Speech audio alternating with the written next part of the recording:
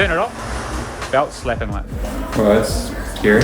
So, nothing as easy as you think.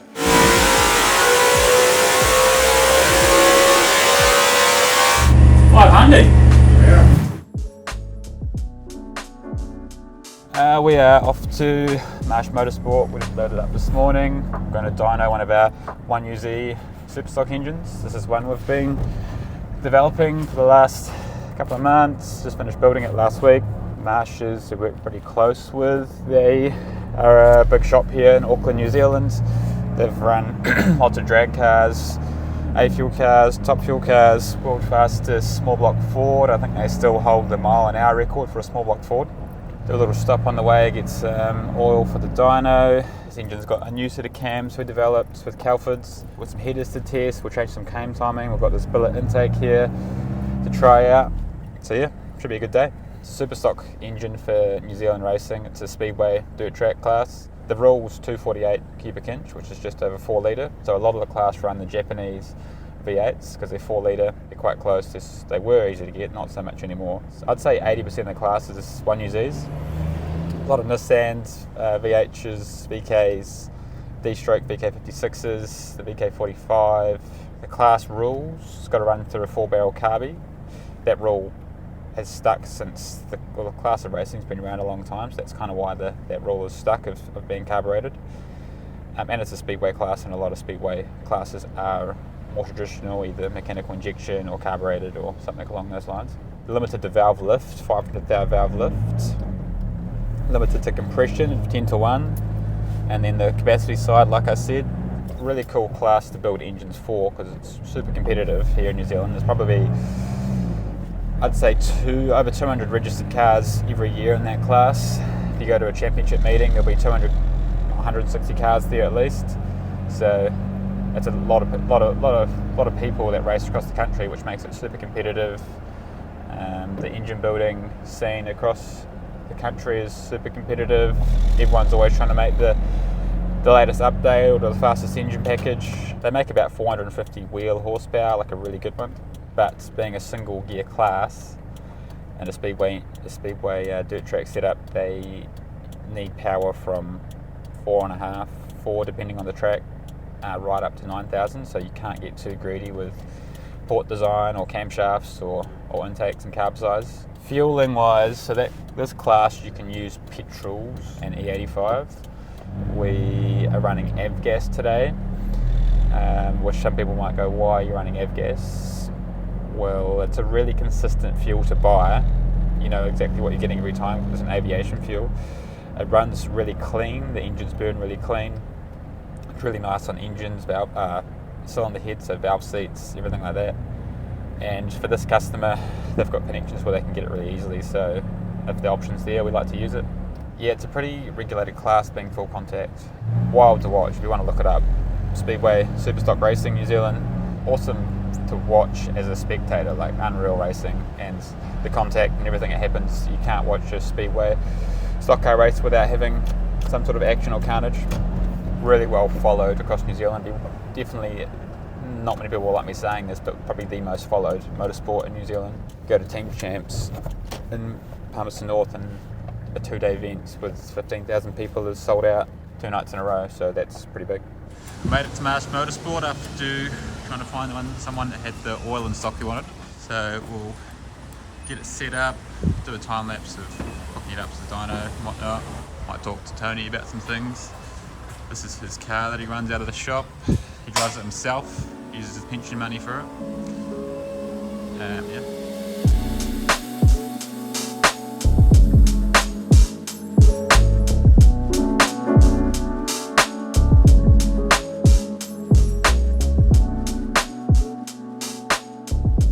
Just going to get some oil pressure now. Since it's dry sump, you can do it externally.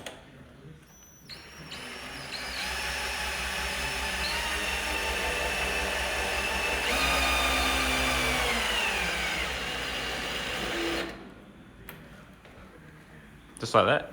So we're getting pretty close now. Jared's just hooking up the pyros.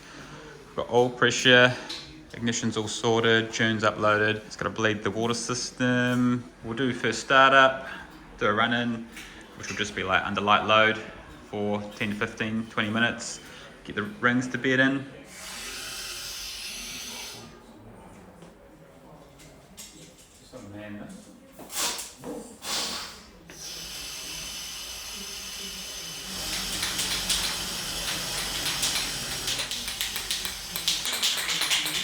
Looks like the runners are trying to run away from the carburetor. Holy sh**. What the f*** is this? You get a rag?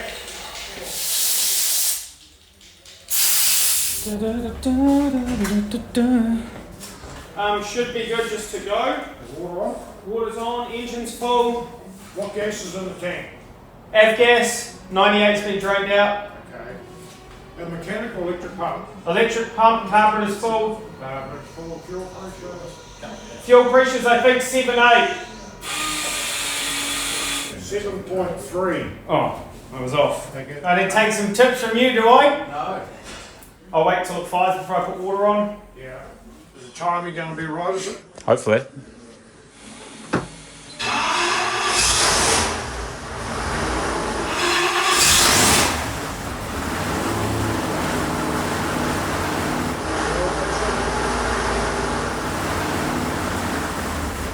Turn it off. Belt slapping like. Woo! That's not right. Oh. Broke the tensioner. Broke the tensioner? Yeah. Yeah. Tensioner. Oh. Shit, okay. That was lucky. That's scary. How long is it going to take to fix? More than 10? Yeah. Oh no, just turn the water off, that's all. Yeah, turn the water. Okay.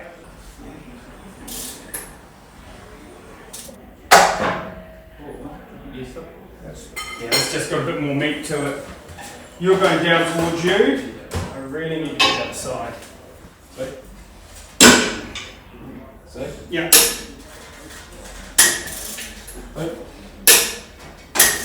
Might you had an eye on it?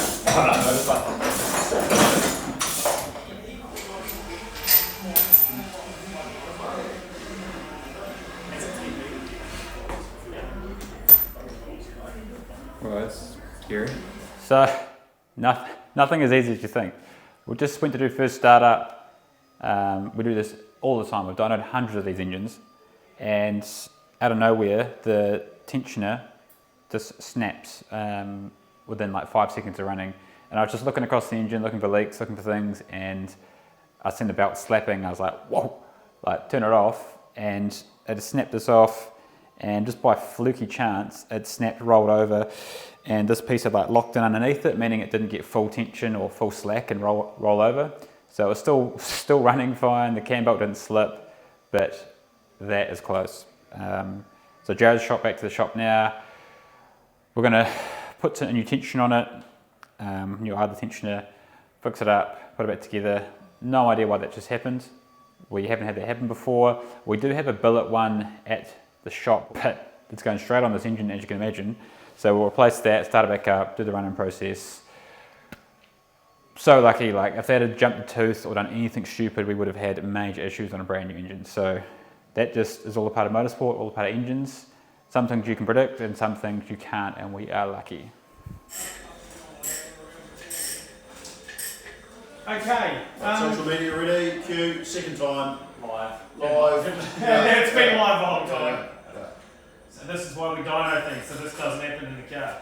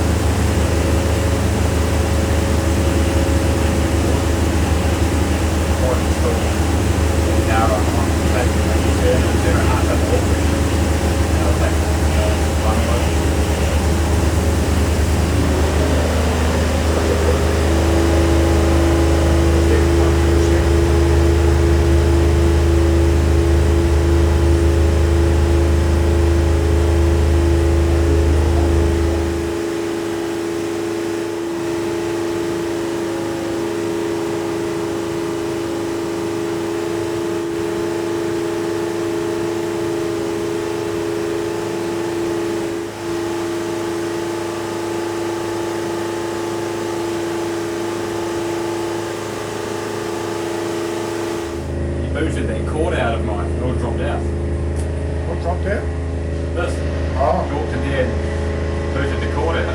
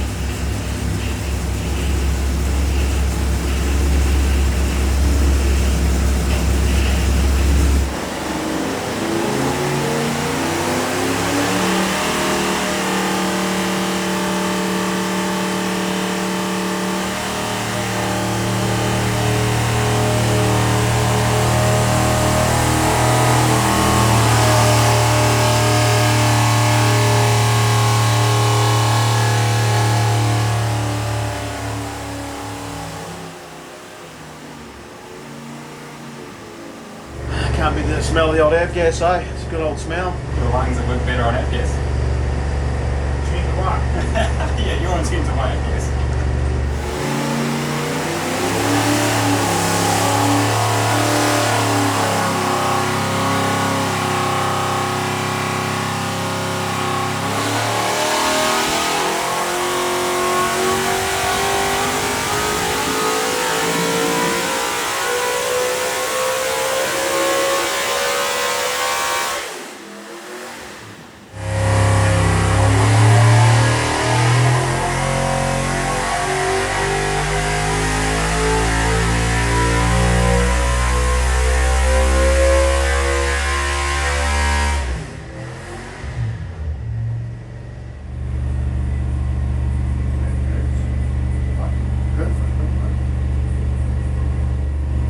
Yeah.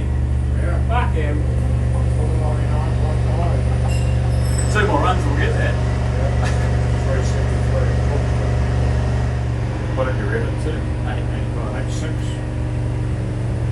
Maybe about 4 over. A couple more power runs. And then we'll change that intake.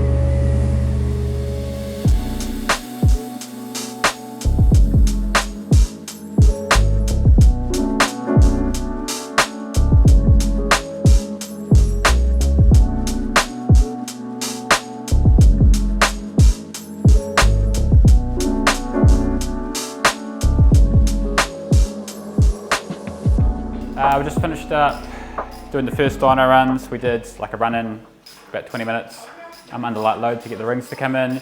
We did the first power runs with the setup that we knew, the proven setup. We've done the new cam design, new port design, a lot of other stuff going on. It went really well. We're stoked with it. Made 505 horsepower, 380 foot-pound.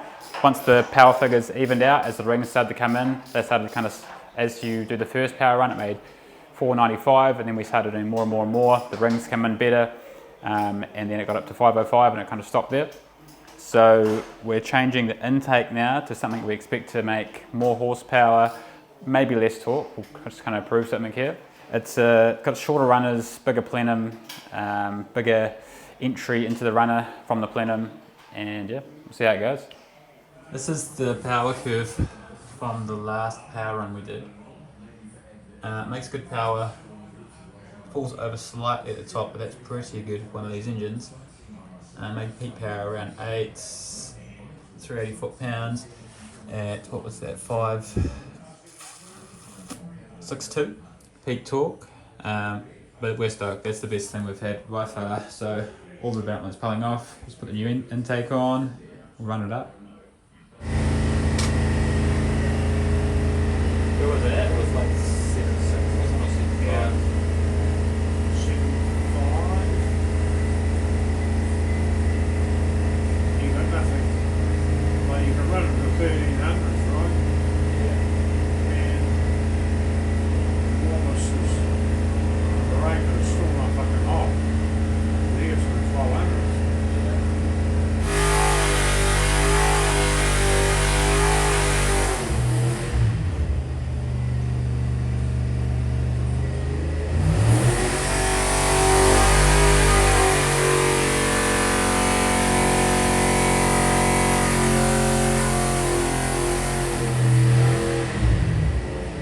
That problem is worse.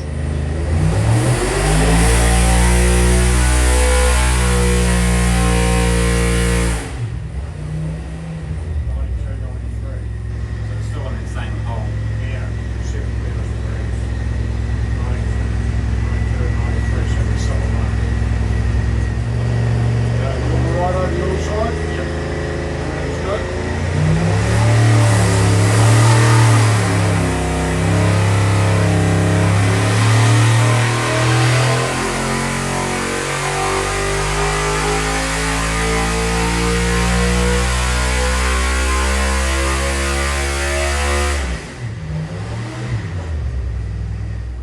Ten. 10 down, 10 up. Yeah. Now manifold's there. Now manifold's a slot car manifold. And all the 304 down there, get empty, print it off. I got a photo of the other one. Yeah, get empty, print it off though, eh? Then you can sit, you can mirror it. Yeah. What do you reckon? We've lost 10 foot-pound, which isn't great for the class of racing, just because it's single gear class and how they drive the cars. But we gained 10 horsepower, which is a decent number, but and holds onto it a lot better, a lot flatter. Like it pulls that right to 8.5, where before we dropped it off at about 8, we lost about 5-6 horsepower to 8.5. Just finished dynoing up the engine. Made a few changes, changed the jetting, we changed the intake, which was a big change. It picked up at 8,500 RPM, held onto the power way better. So it held onto the power another 500 RPM over the taller cast manifold. So that's just because the plenum volume's bigger, the runners are shorter, and it's just the intake manifold's just a lot better at making power. So it was about 25 horsepower at 8.5. At peak horsepower, manifold to manifold was about 10. So it is, I think, worth using. We're going to give it to the customer set up like this. We lost a little bit of torque, but where the torque was that we lost, I don't think they'll feel it on the track. This will carry the car a lot faster from mid-straight onwards, and when they come off the turn, they're kind of lighting the tyre up anyway. So hopefully the intake will be happy off the turn, and it'll send them off down the straight a lot better. We've changed the jetting to suit the manifold. It was a little bit lean on one corner, so we've unsquare jetted it. Tomorrow we're just going to come in, day's over, but tomorrow we're going to come in, do another run on these headers, which are our dyno headers, which we know are proven and work really well. We're going to put the headers on that were out of the car, make sure we're comparing all apples to apples, and we know that we're not going to put the headers on the car and lose, 10 foot-pound or 10 horse. Other than that, stoked. Best engine we've done by far, best Toyota we've done for a Superstock. We'll send this down to the dyno down at Palmerston North and get it dynoed in the car and actually prove our numbers, because everyone has different horsepower numbers on engine dynos. So yeah, we're happy.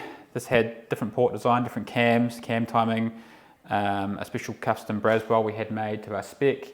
And yeah, we're stoked. Hope you guys learned something about what goes into tuning one of these 1UZ Superstocks. Very interesting engine to build, dyno, test, and they sound epic.